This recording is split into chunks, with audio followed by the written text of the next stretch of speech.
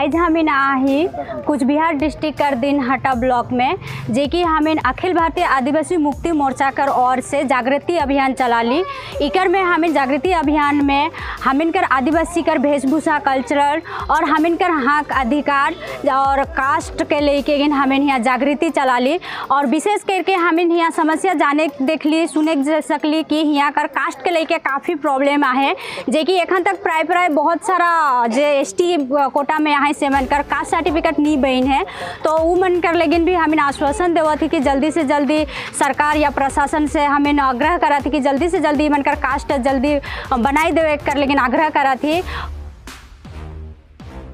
आज 22 जुलाई के अखिल भारतीय आदिवासी मुक्ति मोर्चा कर ओर से कुछ बिहार जिला के दिनहाटा 2 नंबर ब्लॉक में आदिवासी समुदाय कर आदमी मन के जागरूक करे लागी एगो जागृति अभियान कार्यक्रम कर आयोजन करल गेलक। ये अभियान में कुछ बिहार जिला से आदिवासी समुदाय कर महिला मन, पुरुष मन और छात्र मन भी भारी संख्या में उपस्थित हो रहा है। इस कार्यक्रम में प्रत्येक आदिवासी मन कर शिक्षा के लेके, उमन कर हक के लेके, भाषा के लेके, संस्कृति के लेके, अधिकार के लेके, स्वास्थ्य के लेके नशा मुक्त आदिवासी समाज बनाए कर लागिन झाड़ फूक डाइन जैसे अंधविश्वास के गांव समाज में हमेशा ले जड़ से उखड़ाई के फेंके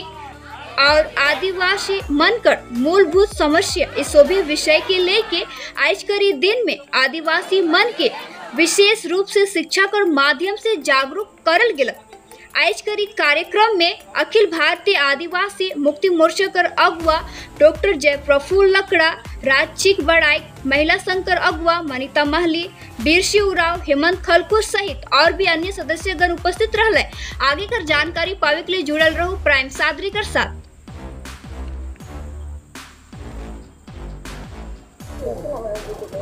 जोहार।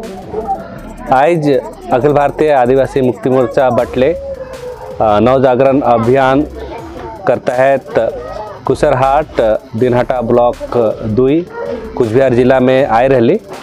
और यहाँ आए के हमनी मन बहुत नाना रकम कर शिक्षा, स्वास्थ्य, संस्कृति और हमार वेशभूषा, रूढ़ी प्रथा ये सब कर ऊपर हमने चर्चा कर ली, अपन विचार रख ली। साथ ही हमने मन यहाँ इस स्थानीय आदिमन से बात करके यहाँ का समस्या के हमने जाने कर कोशिश कर ली। तो हमने का पता चलला कि यहाँ एसटी सर्टिफिकेट लेके बहुत बड़ा समस्या है।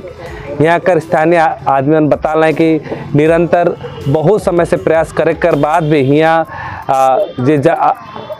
आदिवासी जनजाति मन जे मन यहाँ है बसवास करा था, बहुत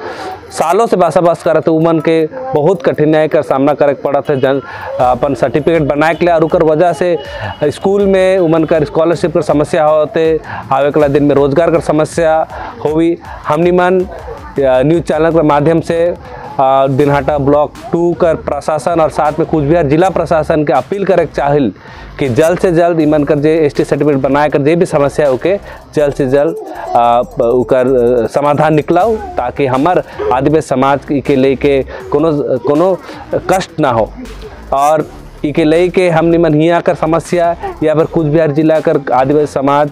से जुड़ल आदमी मन कर कोई भी समस्या है, आवे वाला दिन में हमने मन अलग अलग जगह जाके हमने मन काम करब, आदमी के जोड़ब और नव जागरण अभियान के तहत बहुत सारा जगह हमने मन आदमी मन के जोड़ब।